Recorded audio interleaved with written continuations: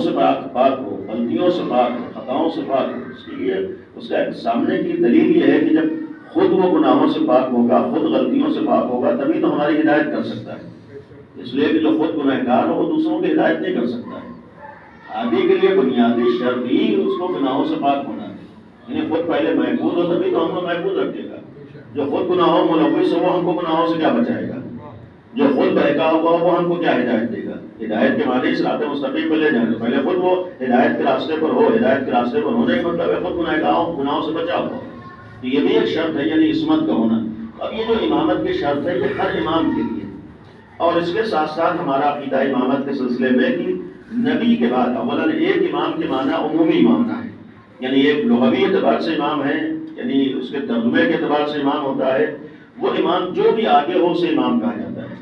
لہذا قرآن کی آیت کے مطابق جہنمیوں کے بھی امام ہیں، یعنی کچھ لوگ جہنمیوں کے بھی امام ہیں. وہ امام جو بھی آگے چل رہا ہو وہ امامت کہی جاتی ہے. یعنی لفظ کے اعتبار سے چاہے حق والا امام ہو یا باطل امام ہو، امام کہا جاتا ہے. ایک امام وہ ہے. ایک امام ہمارے یہاں میں جیسے امام جماعت ہے، جو بھی جماعت میں آگے کھڑا ہو جائے تو اسے امام جماعت کہتے ہیں. یہ بھی لغوی اعتبار سے یعنی جماعت میں آگے کھڑے ہونے والا. یا جیسے عربی میں امام ہمارے یہاں جو مسٹر یا جناب یا آقا کہتے ہیں، ویسی عربی میں امام بھی محترم انسان کے لیے استعمال ہوتا ہے. یعنی معمولاً عرب میں بہت سے لوگوں کے لیے امام فلاں، مثلا آپ جائیے تو عراق میں امام کوئی، امام سیستانی، اس طریقے کی تعبیرات ہیں. یعنی وہاں بھی یہ لغوی معنی مراد ہوتے ہیں. یا امام خمینی جو مشہور ہوا، یعنی ایک رہبر کے عنوان سے، ایک رہنما کے عنوان سے، ایک لیڈر کے عنوان سے بھی امام ہے. لیکن ایک معنی ہے خصوصی اللہی عہدے کے اعتبار سے. اس میں بھی دو قسمیں ہیں. یعنی ایک امام اللہ کا عہدہ ہے، امامت اللہ کی جانب سے منصب ہے. اس امامت کے لیے بھی چاہے نبی ہو وہ بھی امام ہو سکتا ہے، چاہے نبی نہ ہو وہ بھی امام ہو سکتا ہے. اس کے لیے وہ جناب ابراہیم کی اگر آیت آپ کی نگاہوں میں ہو کہ جناب ابراہیم کو اللہ نے امام بنایا ہے، یہ بھی ایک اللہ کی طرف سے ہوتا ہے، یہ بھی اللہ کی طرف سے ایک منصب ہے. یعنی ایک نبی رسول پہلے سے اسے اللہ نے نبوت دی، اسے اللہ نے امامت دی. اس کا ثبوت جناب ابراہیم ہے. وہ جناب ابراہیم کو اللہ انی جاعلک للناس اماما، ہم تمہیں لوگوں کا امام بنانے والے ہیں. یہاں جو امامت ہے وہ اللہ کے عہدے کے عنوان سے، اللہ کے منصب کے عنوان سے. لیکن ایک دائرہ ہمارے ہیں، یعنی یہ بھی امامت ہے، یہ حق امامت ہے، نبیوں کو ملی ہے. اور پھر جناب ابراہیم کے لیے یہ بیعت مسلسل مجلسوں میں سنتے رہتے ہیں. جناب ابراہیم کو اس امامت کو جو دیا گیا امتحان کے بعد، اس کے معنی یہ کہ بہت اہم عہدہ ہے. یعنی یہ امامت کا عہدہ انتہائی اہم ہے، انتہائی اہمیت کا حامل ہے. اتنا اہمیت کا حامل ہے کہ نبی اور رسول کو بھی اللہ یوں ہی امام نہیں بنا دے گا، بلکہ جناب ابراہیم جیسے نبی و رسول اور خلیل کو بھی پہلے امتحان لے کر آزمائے گا، اور جب امتحان میں وہ کامیاب ہو جائیں گے تب انہیں امامت دے گا. یعنی اس معنی میں ایک امامت حق ہے، امامت کا عہدہ ہے جو نبیوں کو بھی شامل ہے. اگر جناب ابراہیم امامت، تو یہیں پر ایک بات بچوں کے لیے کہ جیسے جناب ابراہیم امام ہے ویسے ہی ہمارا آخری نبی بھی امام ہے. یعنی ہمارے معاملات توجہ نہیں ہوتی، آخری نبی بھی ہمارے امام ہیں. اس لیے کہ کوئی ایسا اہم عہدہ ہو ہی نہیں سکتا ہے جو کسی اور کو ملے اور اس سے ہمارا نبی محروم رہ جائے. سبحان اللہ. اگر جناب ابراہیم کو نبوت و رسالت کے بعد امامت ملی ہے تو ہو ہی نہیں سکتا ہے ہمارا آخری نبی اس عہدے سے محروم رہ جائے. اس عنوان سے بھی چونکہ افضل کائنات ہے، جب افضل کائنات ہے تو آخری نبی کو ہر اہم منصب کا حامل ہونا ضروری ہے، ہر اہم عہدے کا حامل ہونا. آخری نبی رسول بھی ہیں، نبی بھی ہیں اور امام بھی ہیں. تو ایک معنی یہ امامت والے ہوئے جو الہی ہوتا ہے جس میں نبی و رسول شامل ہے. ایک خاص امامت کا عہدہ ہے جس کو ہماری پہچان بنایا گیا ہے. یعنی وہ خاص امامت کا جو عہدہ ہے یا خاص امامت کا جو عقیدہ ہے وہ پیغمبر کی جانشینی کے نام سے.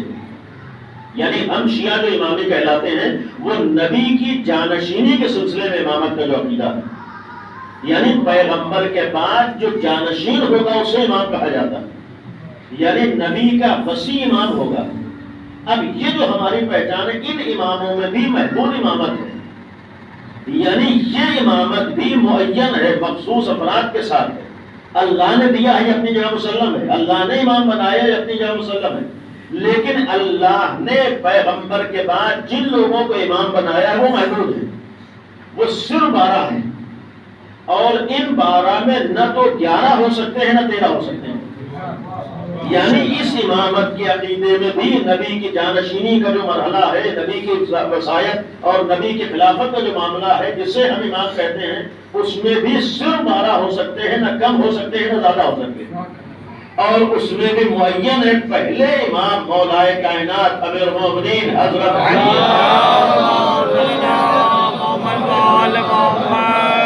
علیہ السلام ہے، اور آخری امام اس وقت پردہ غیب میں حضرت امام زمانہ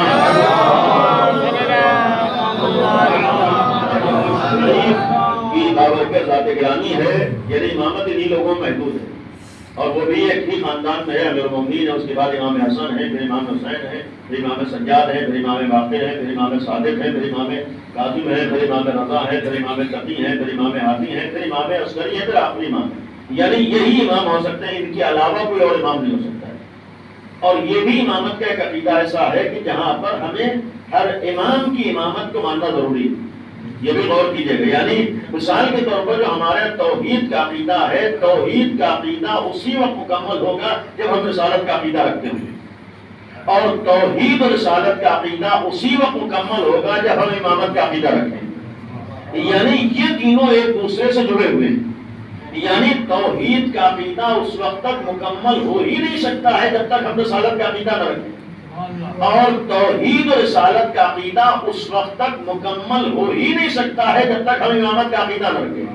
اور امامت کے عقیدے میں بھی اس وقت تک ہمارا عقیدہ امامت مکمل ہو ہی نہیں سکتا ہے جب تک 12 اماموں کی ایک ساتھ امامت کا عقیدہ نہ رکھیں.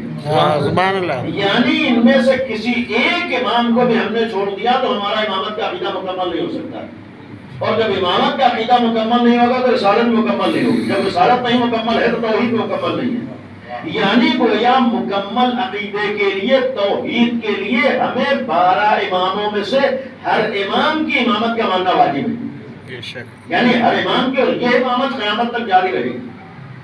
یہی امامت قیامت تک جاری رہے. یہ بھی اللہ کی ایک مصلحت ہے، یہ بھی اللہ کی ایک قدرت کا نمونہ ہے، یہ بھی اللہ کی ایک مصلحت کا نمونہ ہے کہ اللہ نے پیغمبر کے بعد 12 ہی امام بنائے ہیں، 13واں امام نہیں ہو سکتا.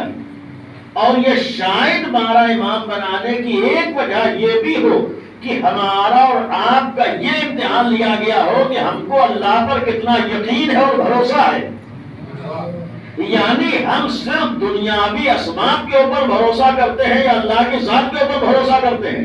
اگر دنیاوی اسباب پہ بھروسہ کریں گے تو یہ شک کرتے ہوئے دکھائی دیں گے کہ ایک امام اتنے دن تک کیسے امامت کر سکتا ہے.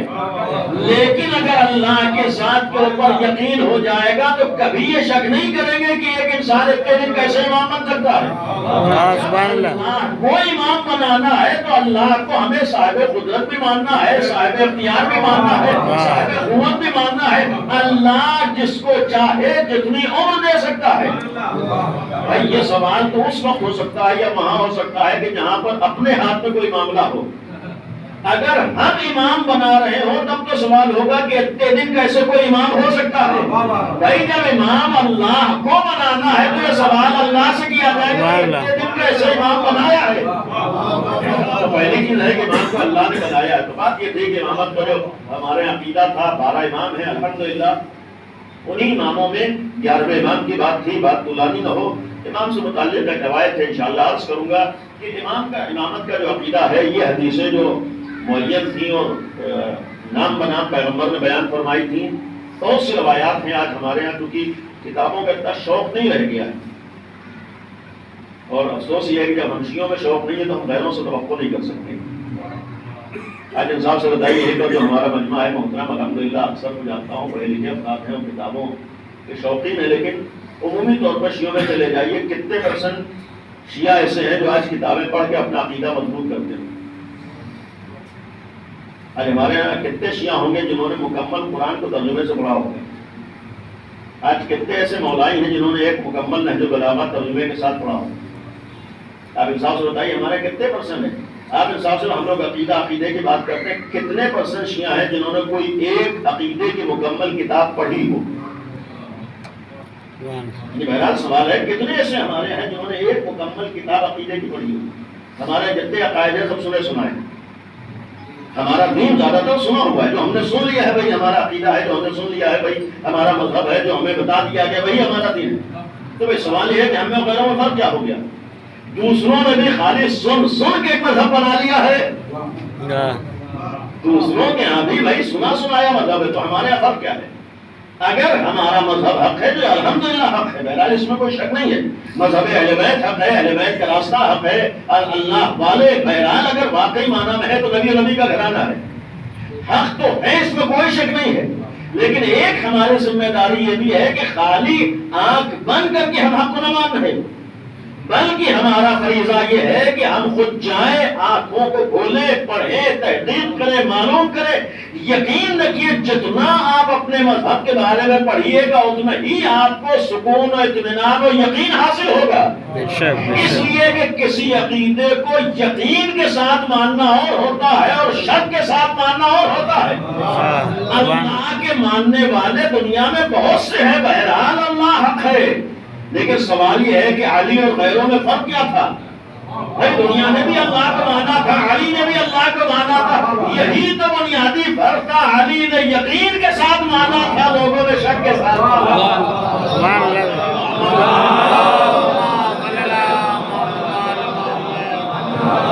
کوشش کریں کہ ہمارا بھی عقیدہ یقین کے ساتھ ہو، اس لیے کہ جو اثرات و جو فائدے یقین میں ہوتے ہیں وہ غیر یقینی صورت میں فائدے بھی نہیں حاصل ہو پاتے۔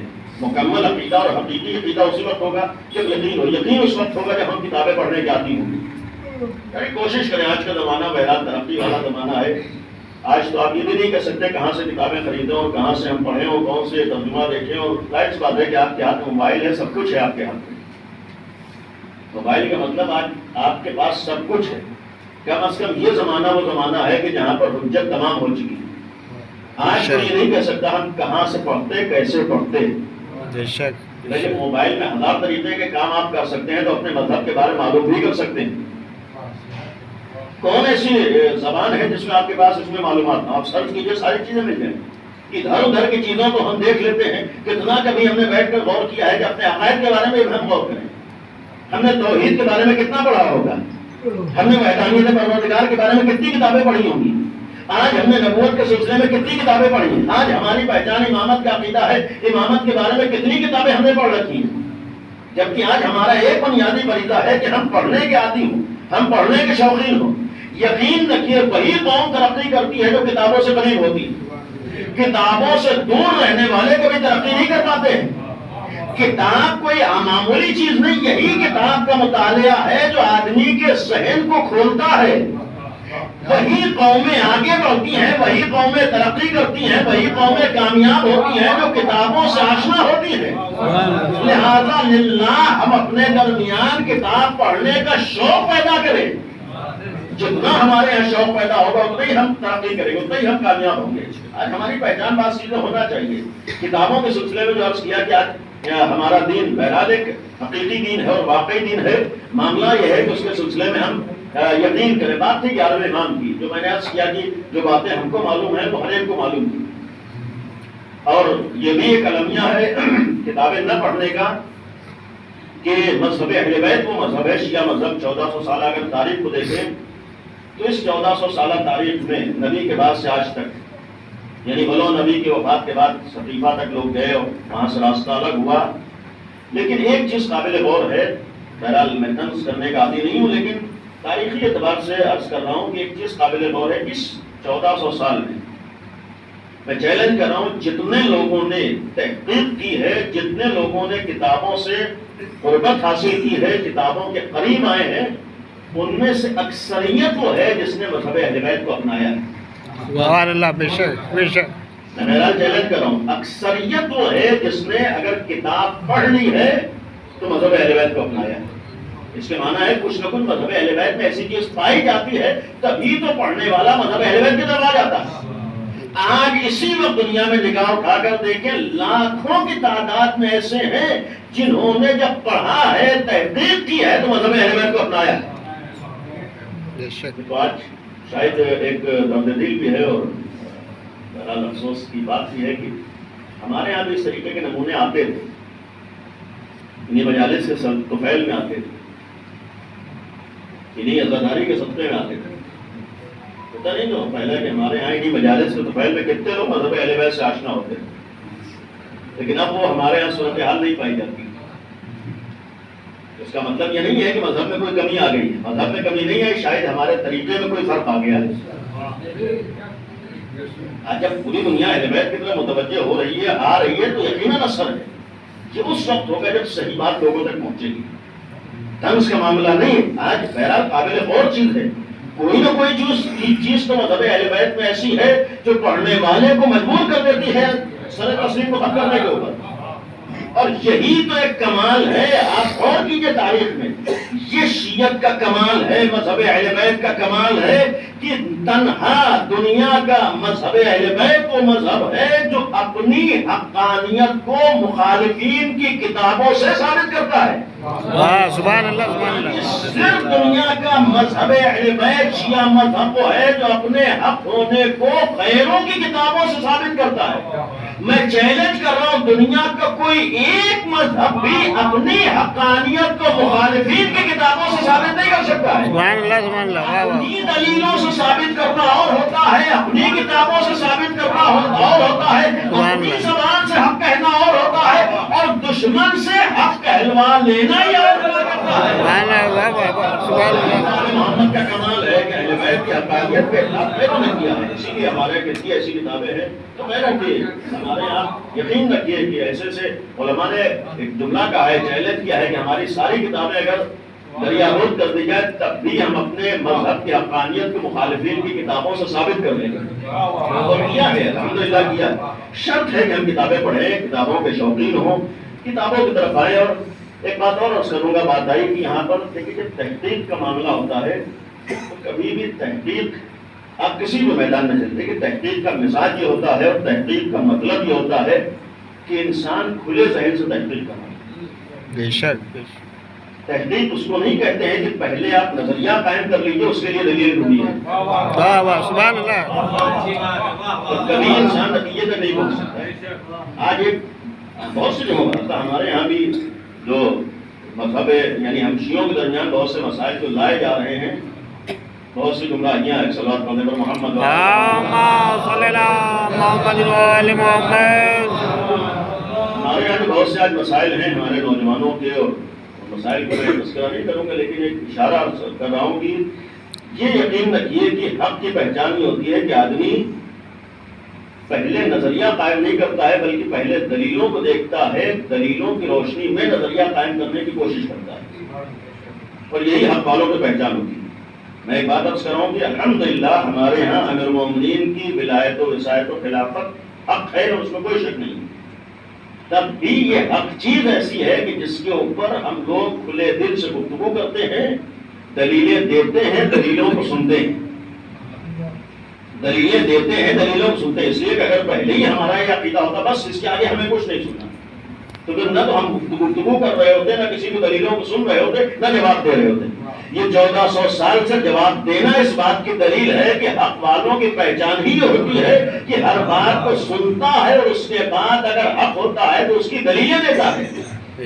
یعنی ایک نظریہ قائم کر کے اس کی دلیلیں ڈھونڈنا اور ہوتا ہے، اور دلیلوں کی روشنی میں نظریہ قائم کرنا اور ہوتا ہے۔ اگر آپ حق ہے تو یقین رکھیے حق والوں کی پہچان پہلے سے نظریہ بنا لینا نہیں ہوتا ہے، بلکہ پہلے دلیلوں کو دیکھا جاتا ہے جب نظریہ بنایا جاتا ہے۔ اگر آپ حق تک پہنچنا چاہتے ہیں، اگر آپ حق کو سمجھنا چاہتے ہیں، اگر آپ بہت سے مسائل میں نتیجے تک پہنچنا چاہتے ہیں، تو اپنا یہ مزاج چھوڑ دیجئے کہ ایک نظریہ قائم کر کے اسی کے اوپر اڑے رہیں گے کہ نہیں اس سے تو ہمیں نہیں ہٹنا ہے۔ کہیں کوئی ایک حدیث مل گئی اسے پیش کریں، دیکھیں ہمارے عقیدے میں یہ حدیث مل رہی ہے اور یہ حدیث ہمارے نظریے کی تائید کر رہی ہے، دیکھیں یہ آیت ہمارے نظریے کی تائید کر رہی ہے، اسے حق نہیں کہتے ہیں۔ آیات کی روشنی میں نظریہ بناؤ تو اسے حق کہا جاتا ہے۔ دیکھو تو دلیلوں کو دیکھو گے تب حق تک پہنچے گا۔ تو معاملہ ہمارے یہاں جو دلائل کا الحمدللہ مذہب اہل بیت کے اوپر ایک بات جو میں نے عرض کی کہ ہمارے یہاں حق دھرمی نہ ہونا چاہیے، ضد نہ ہونا چاہیے، اور پھر سب سے بڑی چیز قرآن کی آیات گواہ ہے، کبھی بھی حق کے تلاش میں آدمی ضد کا اپنے اندر مادہ نہ رکھے۔ اگر حق کی تلاش ہے آپ اگر شیعہ ہیں اور حق تک پہنچنا چاہتے ہیں تو کبھی بھی یہ نہ سوچیے بس جو ہم نے نظریہ قائم کر لیا بس یہی ہو۔ اگر آپ اہل بیت والے ہیں اور حق تک پہنچنا چاہتے ہیں، یقین کرنا چاہتے ہیں، تو کبھی نہ سوچیے کہ ہمارے باپ دادا شیعہ تھے بس ہم شیعہ ہیں، ہمارے مولوی صاحب نے ہمیں کلمہ پڑھوا دیا بس ہمارے لیے حق ہے۔ نہیں، اگر نتیجے تک پہنچنا چاہتے ہیں تو جائیے انصاف کے ساتھ تحقیق کیجیے، سارے مذاہب سارے مسالک کی دلیلوں کو دیکھیے، اور میں ذمہ داری سے کہہ رہا ہوں کہ جتنا آپ تمام مسالک و مذاہب کی دلیلوں کو دیکھیں گے اتنا ہی آپ کو اپنے عقیدے کے اوپر اطمینان اور خوشی بھی حاصل ہوگی۔ بے شک بے شک، سبحان یعنی اللہ۔ اس لیے آج ایک فریضہ ہے کہ ہم جائیں کتابوں کو دیکھیں، لہٰذا کسی بھی مسلک کی بات ہو مذہب کی بات ہو یہاں پر طنز کرنا مقصود نہیں ہے، یہاں پر بہرحال ایک نتیجے تک پہنچنا ہے۔ حقائق میں وہی بات تھی، امام عسکری علیہ الصلوۃ والسلام اللہم صلی علی محمد وآل محمد۔ بہت طولانی ہوئی اور مقدمہ ہی بہت طولانی ہو گیا، لیکن بات وقت کے اندر ہی مکمل ہوگی انشاءاللہ کہ یہ حدیثیں جو امامت کے بارے میں ہیں یہ متفق علیہ حدیثیں ہیں کہ صرف بعض موقع پر ضد اور ہٹ دھرمی کی بنیاد پر لوگ انکار کرتے ہیں، ورنہ ایسا نہیں ہے کہ امامت کے بارے میں کوئی مضبوط دلیل نہ ہو۔ نہیں، نبی کے بعد جو عقیدہ امامت ہے اس کے اوپر مضبوط دلیلیں قرآن و حدیث اور عقل سے موجود ہیں، کتابوں موجود ہیں، نبی نے بہت سی روایتیں بیان فرمائی۔ اور یہ جو نبی کی وصایت و جانشینی کا معاملہ 14 سال سے نہیں حل ہو پا رہا ہے بعض لوگوں کے لیے، اس کو بھی پیغمبر نے اپنی زندگی میں حل کر دیا تھا۔ لا ینحل مسئلہ نہیں ہے نبی کی جانشینی و خلافت کا، نبی نے باقاعدہ نام بنام اپنے جانشینوں کا اعلان کیا تھا۔ یہ جو غدیر ہے، ایک بات اور عرض کر رہا ہوں، غدیر میں خالی امام علی کی ولایت کا اعلان نہیں ہے، خالی امیر المومنین کی خلافت و جانشینی کا اعلان نہیں ہے، بلکہ نبی کریم نے اپنی وفات سے لے کر قیامت تک کی رہبریت، امامت، جانشینی اور خلافت کا اعلان کر دیا تھا۔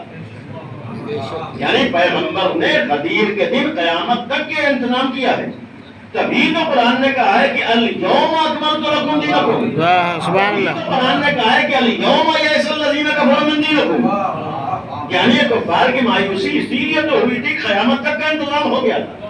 اگر 2-4 سال کا معاملہ ہوتا تو کبھی کفار مایوس نہ ہوتے۔ کفار مایوسی اس جگہ پر ہوئے ہیں جب قیامت تک کے محافظ دین کا انتظام ہو گیا۔ سبحان اللہ سبحان اللہ۔ قیامت تک کا پیغمبر نے انتظام کر دیا۔ معاملہ یہ ہے کہ یعنی واضح تھا، آج ہمارے سامنے اسے الجھا دیا گیا ہے۔ یعنی یہ بھی ایک بات عرض کروں گا، اس زمانے میں مسئلہ یہ الجھا ہوا نہیں تھا، بہت 2-4 والا معاملہ تھا۔ بہت سے لوگوں کے اوپر بہرحال مادیات کے اور دولت کے اور بہت سے چیزیں نگاہوں میں تھیں جس کی وجہ سے حق کو ماننے میں تیار نہیں تھے، ورنہ ہر ایک کو معلوم تھا کہ حق کیا ہے۔ یہ بنی امیہ بنی عباس آئی تھے، جانتے تھے کہ حق کیا ہے، اور اس کا ایک ثبوت عرض کر رہا ہوں کہ بنی عباس نے جو قیام کیا ہے، بنی عباس نے قیام کیا تھا آل محمد کے نام کے اوپر۔ آپ تاریخ پڑھیے، بنی امیہ کے مقابلے میں جو بنی عباس سامنے آئے ہیں، برسر اقتدار آئے ہیں اور پھر حکومت حاصل کی ہے، انہوں نے اہل بیت کے نام کے اوپر قیام کیا تھا، اور اگر اہل بیت کا نام نہ لیا ہوتا تو وہ ظاہری اعتبار سے کامیاب نہیں ہو سکتی۔ یہ بھی قابل غور چیز ہے کہ بنی عباس نے اہل بیت کے دفاع کے نام پر قیام کیا اور اپنے مقصد تک پہنچ گئے، بظاہر حکومت حاصل کر لی۔ وہیں پر کتنے ایسے تھے جنہوں نے بنی عباس کو اس وقت ساتھ دیا، کتنے ایسے تھے جنہوں نے بنی عباس کو سپورٹ کیا۔ کیوں سپورٹ کیا تھا؟ ایسے بھولے بھالے ہمارے مومنین بھی تھے اس زمانے میں بھی، جو یہ کہتے تھے یہ تو اہل بیت کا نام لے رہے ہیں، واہ سبحان اللہ، اہل بیت کے دفاع کی بات کر رہے ہیں۔ تو بعد میں معلوم ہوا کہ اہل بیت کا نام اپنے دنیاوی مقاصد کے لیے لیا سبحان اللہ۔ تو ثابت ہو گیا کبھی کبھی لوگ اپنے مفاد کے لیے اہل بیت کو ذریعہ بنا لیتے ہیں۔ یہ تو ہمارے اندر اتنا شعور ہونا چاہیے کہ کون اپنی دکان چلانے کے لیے اہل بیت کا استعمال کر رہا ہے، کون اہل بیت کا صحیح پیغام پہنچانے کے لیے اہل بیت کا تاریخ میں ایسے ایسے افراد گزرے ہیں جنہوں نے دنیا کے لیے اہل بیت کو ذریعہ بنایا۔ ہمیں معلوم تھا کہ جب تک اہل بیت کو آپ نہیں لیں گے اس سماج میں ہماری چل نہیں سکتی، لفافہ اسی وقت ملے گا، شہرت اسی وقت ملے گی، اسی وقت ملے گی جب اہل بیت کو ذریعہ بنایا جائے گا۔ یہ بھی ایک تاریخ ہے، جب بنی عباس کو معلوم تھا، سب کچھ پتا تھا۔ تو یہ عرض کرنے کا مقصد یہ تھا کہ 11ویں امام کے زمانے تک سب کو معلوم تھا کہ امام کون ہے، یعنی نبی نے باقاعدہ معین کر دیا تھا، حتیٰ یہ متفق علیہ آج بھی روایت ہے کہ 12 کی تعداد پیغمبر نے اپنے زمانے معین کی، یعنی پیغمبر کی یہ متفق علیہ حدیث ہے، 12 کی تعداد معین ہے، نام بنام پیغمبر نے بیان کیا تھا، خاندان کو پیغمبر نے بیان کیا تھا۔ دسیوں روایت جو میں نے عرض کیا کہ چونکہ ہمارے کتابیں نہیں پڑھتے ہیں لہذا نہیں معلوم ہے، دسیوں معتبر متفق علیہ روایات ہیں جس میں نام بھی موجود ہے، خاندان بھی موجود ہے، باقاعدہ دسیوں روایتیں، مثلا امام حسین کی 9ویں نسل سے ہوگا، امام سجاد کے اتنے نسل کے بعد آخری امام آئے گا، یعنی آخری امام کے سلسلے بہت سے روایت، تو یہ سب کو معلوم تھا، بنی عباس کو معلوم تھا، لہذا جیسا جیسا آخری امام کا زمانہ آیا ہے ویسا ویسا اہل بیت کے اوپر سختیاں بڑھیں، کیونکہ جو آج ہم سن رہے ہیں وہ ان لوگوں کو معلوم تھا، اور آخری امام کے سلسلے میں جو بنیادی عقیدہ تھا اور اعلان تھا یہ تھا کہ اس امام کے ذریعے سے دنیا سے ظلم و ظالمین کا خاتمہ ہوگا، جو جناب موسیٰ کے لیے تھا، جناب موسیٰ کے لیے تھا کہ ایک بچہ آئے گا جو فرعون کے ظلم کا خاتمہ کرے گا، تو پھر فرعون نے چال یہ چلی کہ اپنے اعتبار سے آپ لوگ قرآن کی ایک آیت ہے مکر و مکر اللہ، لوگ اللہ کے مقابلے میں چالیں چلنا چاہتے ہیں، لوگ اللہ کی قوت کے مقابلے میں اپنی قوت کو کچھ سمجھ بیٹھتے ہیں، کبھی کبھی بعض لوگوں کو غلط فہمی ہوتی ہے، سمجھتے ہیں کہ ہمیں قوت مل گئی، ہمیں اقتدار مل گیا اور ہمیں حکومت مل گئی اور آج ہمارے پاس اتنی طاقت آ گئی، بعض لوگوں کو غلط فہمی ہوتی ہے، سب سے بڑی طاقت ہے صرف اللہ کی، اللہ سے بڑھ کے کوئی طاقت نہیں ہوتی۔ جب فرعون و حامان و شداد جیسے لوگ اپنی قوت کا لاکھ مظاہرہ کر کے اپنے مقصد تک نہ پہنچ سکے، تو یقین رکھیے دنیا کا کوئی بھی ظالم اپنے مقصد پہ کبھی کامیاب نہیں ہو سکتا، چاہے وہ امریکہ جیسی طاقت ہو چاہے اسرائیل جیسی طاقت ہو۔ ان لوگوں کا غلط فہمی ہے، سمجھتے ہیں کہ آج تھوڑی بہت ہمارے پاس ٹیکنالوجی آ گئی، تھوڑا بہت علم آ گیا اور تھوڑا بہت ہمارے پاس قوت و طاقت آ گئی تو ہم جو چاہیں گے کر لیں گے۔ یہ بہرحال لوگوں کے امتحانات ہوتے ہیں، یہ بہرحال ان کا بھی امتحان ہے کہ تمہیں اپنی طاقت کے اوپر غرور و گھمنڈ ہے یا خالق کی طاقت کو بھی کچھ سمجھتے ہو، اور دوسرے مقابل پر بھی بہت سے لوگوں کا امتحان ہوتا ہے کہ ہمارے اندر بھی کس حد تک غیرت اور حیا اور بیداری پائی جاتی ہے، اس لیے کہ ظلم خالی ظلم کرنے والے ہی برا نہیں ہوتا ہے، بلکہ کبھی کبھی ظالم کے ظلم کے اوپر بالکل خاموشی اختیار کر کے بے بس بن جانا یہ بھی غلط ہوتا ہے۔ حالانکہ یہ بھی ایک امتحان ہوتا ہے کہ کتنا ہمیں اللہ کے اوپر یقین ہے، اس لیے کہ جہاں نوبتیں یہاں تک آ جائے کہ آپ کو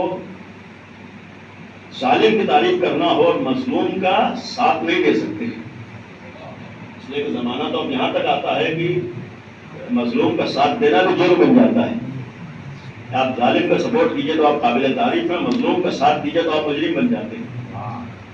کبھی کبھی نوبتیں آ جاتی ہیں، ایسے ایسے حالات سے آدمی کو گزرنا پڑتا ہے، لیکن بہرحال اللہ کی طاقت ہے، اور ظاہر سی بات ہے کہ ایسے میں ہر ایک کا امتحان ہے، ہم کتنا بیدار ہیں، کتنا ہمارے اندر غیرت پائی جاتی ہے، کتنا ہمارے اندر ایمانی حیا پائی جاتی ہے، کتنا ہم ظلم کو دیکھ کر کم از کم اظہار بے چینی کر سکتے ہیں۔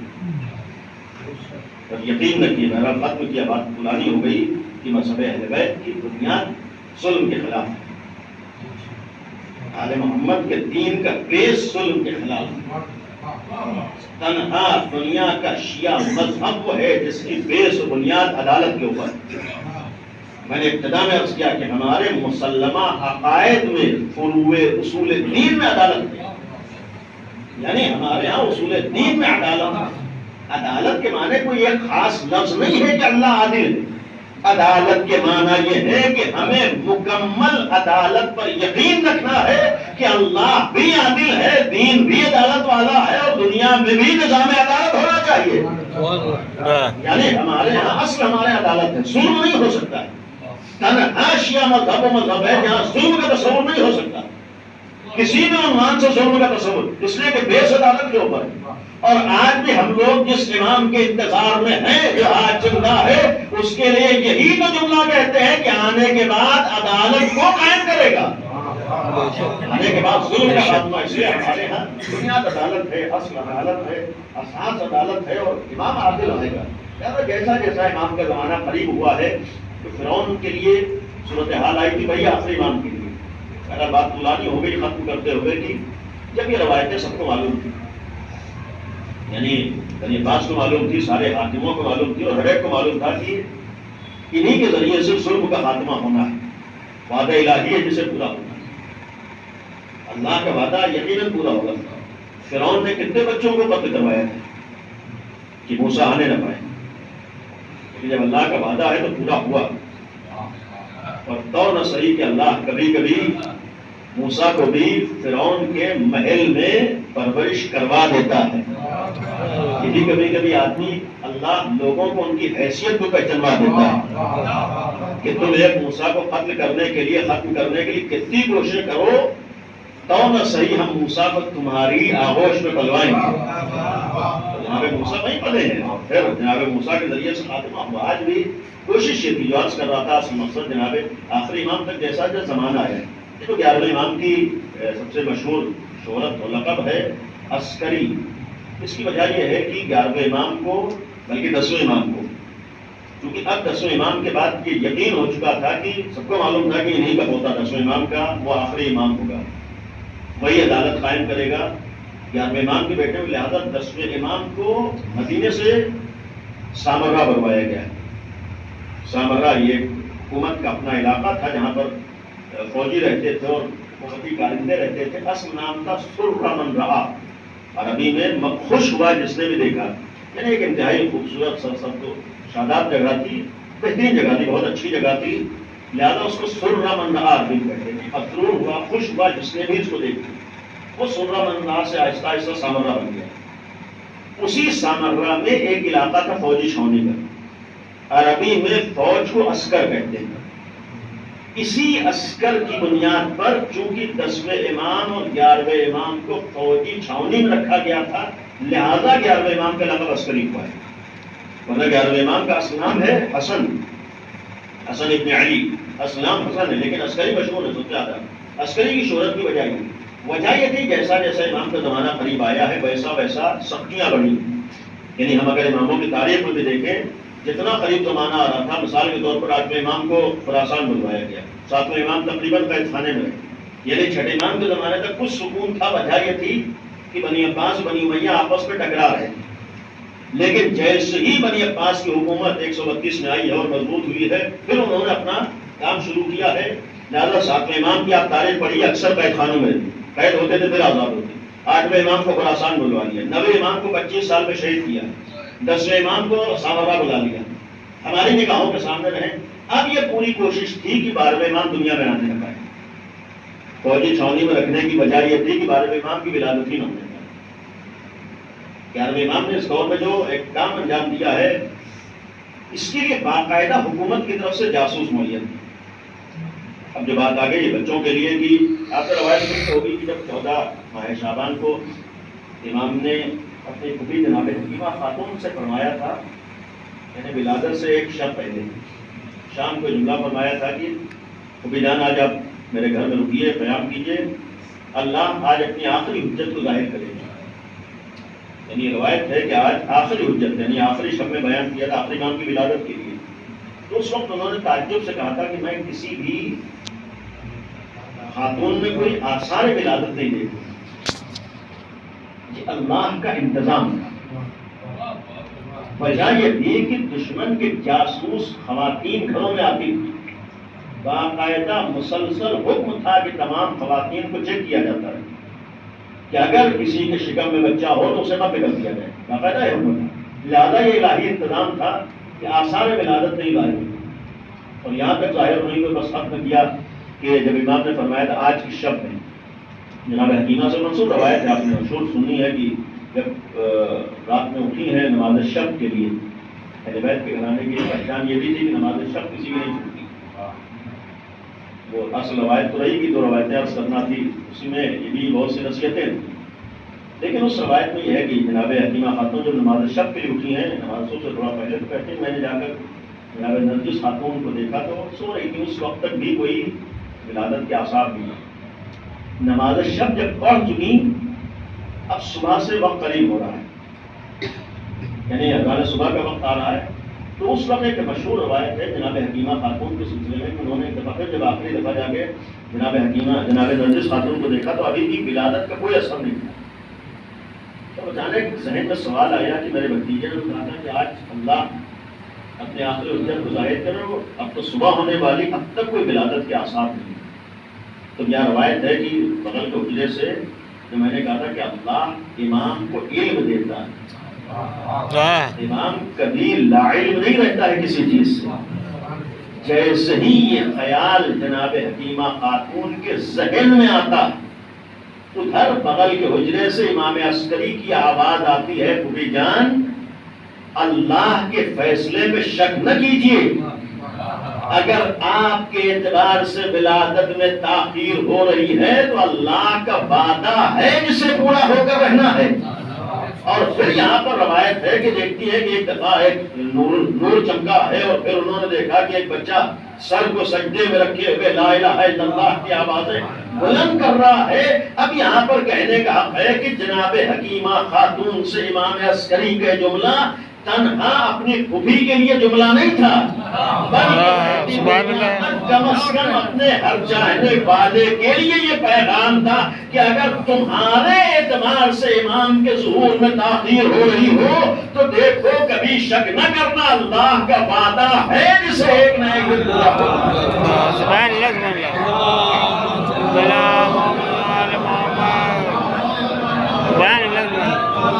انشاءاللہ اللہ کا وعدہ پورا ہوگا، اور ہمیں بہرحال اپنے وجود سے زیادہ اللہ کے اس وعدے پر یقین ہے۔ اللہ کا وعدہ 100%۔ اور ایک بات بلانی ہو رہی ہے، لیکن لاکھ کوئی مذاق اڑائے، بعض دنوں میں کسی کا مذاق اڑانے کی فکر نہ کیجیے، اپنے عقیدے پر مضبوط رہیے، مستحکم رہیے اور یقین کے ساتھ اپنے عقیدے پر رہیے کہ ہمارا امامت پر عقیدہ ہے، ہمارا امام آج بھی زندہ ہے، اور وہی امام ہے جس کی ولادت 255 ہجری میں ہو چکی ہے۔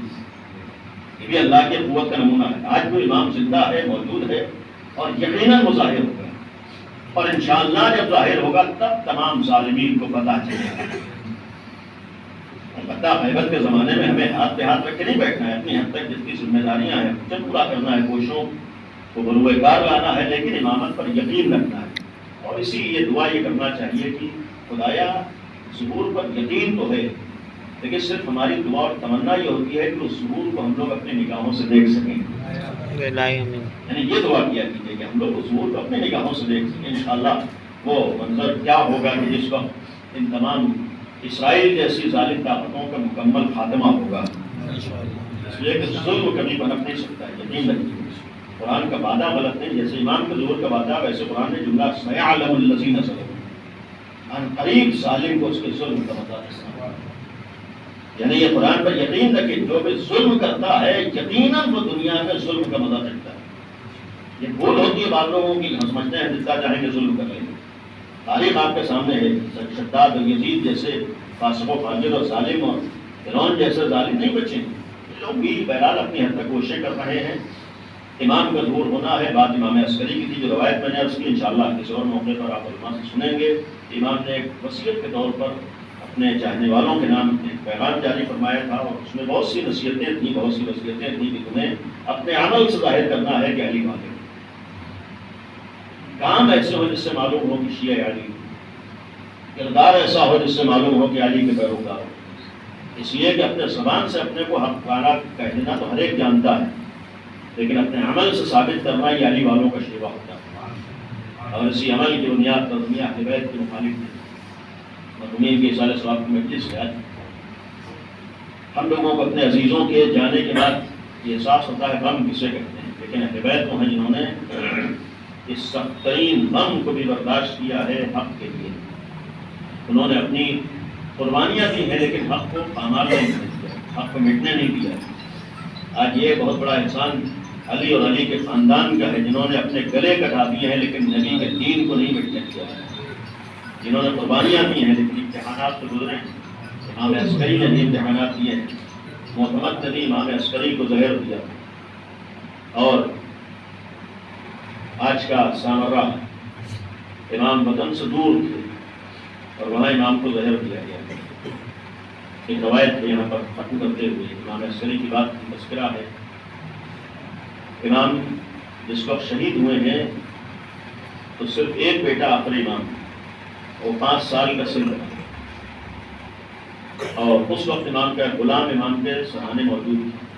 قریب الوطنی میں زہر دیا گیا ہے لیکن کم از کم ایک غلام سامنے تھا. اور یہ روایت کے الفاظ ہیں کہ جب غلام سامنے ہے، امام پر زہر کا اثر ہو رہا ہے، 28 سال کی ایج، آپ سوچیے بھرپور جوانی کی عمر 11ویں امام کی. ہمارے 2 امام انتہائی کم سنی میں شہید ہیں، 25 سال میں 9ویں امام اور 28 سال میں 11ویں امام، یعنی 28 سال میں شہادت کی. اور جب زہر کا اثر ہوا ہے امام کے اوپر تو پہلے اپنے غلام سے پانی مانگا ہے. بعض روایات میں دوا تھی، امام نے پینا چاہا لیکن زہر کا اتنا شدید اثر تھا کہ امام کا بدن کانپ رہا تھا، ہاتھوں میں راشا تھا، یعنی بدن زہر کی شدت کی وجہ سے. امام نے کئی دفعہ پانی پینا چاہا لیکن پانی نہیں پی سکے. ایک دفعہ غلام سے کہا کہ جاؤ بغل کے حجرے میں تمہیں ایک کمسن بچہ نظر آئے گا، اسے بلا لاؤ. اب غلام کہتا ہے کہ میں بغل کے حجرے میں گیا تو دیکھا کہ 5 سال کا بچہ ہے جو ہاتھوں کو اٹھائے ہوئے بارگاہ خداوندی میں دعا کر رہا ہے. میں نے کہا کہ آپ کو آقا نے بلایا. جیسے آخری امام اپنے بابا کے سامنے آئے، ایک دفعہ باپ نے پڑھ کے اپنے گلے سے لگا دیا. باپ بیٹے نے رونا شروع کیا. اب یہاں پر روایت کے الفاظ ہیں کہ ایک دفعہ امام عسکری نے فرمایا میرے لال مجھے زہر دیا گیا ہے اور زہر کا اثر ہو رہا ہے. یہاں پر جملہ بھی فرمایا میرے لال میں پیاسا ہوں، مجھے پیاس لگی ہے اور میں اپنے ہاتھوں سے پانی نہیں پی پا رہا ہوں. روایت ہے کہ امام اس کمسنی میں کاسے آپ کو لے کر آئے اور اس 5 سال کے سن میں اپنے ہاتھوں سے اپنے بابا کو پانی پلایا. عزیز جب بھی کسی امام کی شہادت کا موقع آیا ہے، ہر امام نے کربلا کا رخ کر کے امام حسین کو یاد کیا ہے. امام حسن کے جملہ لا یوما کہبک یا باپ اللہ، اے جد مظلوم حسین، اے بھیا حسین، ہم سب کی مصیبتیں ایک طرف ہے اور تمہاری مصیبتیں ایک طرف ہے. اس لیے کہ اگر غریب الوطنی پردیس میں سامرا میں بھی 11ویں امام شہید ہو رہے ہیں، کم از کم ایک بیٹا جو موجود ہے اس نے پانی کا پیالہ باپ کی خدمت میں پیش کر دیا. اس غریب الوطنی زہر کے باوجود امام پیاسے دنیا سے نہیں گئے، لیکن کربلا میں ایک نہیں 72 افراد ہیں جو پیاسے دنیا سے جا رہے ہیں. یہاں آخری امام نے بابا کو پانی پیش کیا. عزیزہ ہر اولاد کو یہ تمنا ہوتی ہے کاش میں اپنے بابا کو آخری میں پانی دے سکوں. عزیزوں یہی تو وجہ ہے کہ جب آخری نماز میں در خیمہ پر آقا حسین کا رہبار آیا ہے اور 4 برس کی بچی دوڑ کے در خیمہ میں پہنچی، رہبار کو دیکھ کے سمجھ تو گئی کہ میرا بابا شہید کر دیا گیا، لیکن ایک ہی سوال کیا تھا یا جوان ہر سخیابی اب خود لاتشانہ. اے سوال اے بابا کے رہبار بس اتنا بتا دے کہ جب میرے بابا کو ذبح کیا گیا تو بابا کو پانی ملا.